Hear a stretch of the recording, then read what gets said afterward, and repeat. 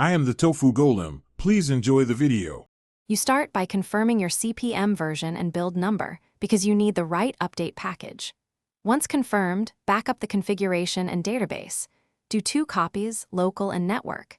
Make sure you have admin credentials and at least 1 GB free disk space. Wired network reduces interruptions.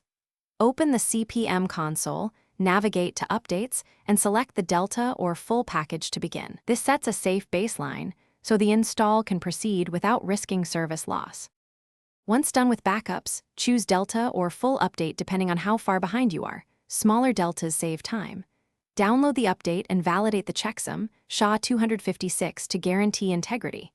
Make sure the maintenance window is active and stop or disable non-critical services so the update can modify files safely. Run the installer in the console, watch logs for dependency errors, and let the process complete. If prompted, approve automatic migrations.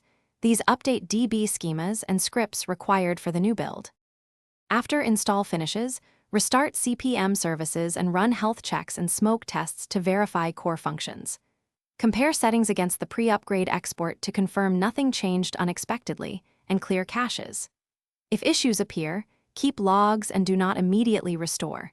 Instead, attempt a targeted fix like rerunning the installer with verbose logging to reveal missing dependencies or permission errors.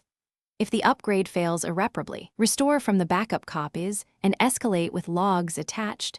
This preserves a recovery path. Thanks for watching. Consider subscribing if we helped you today.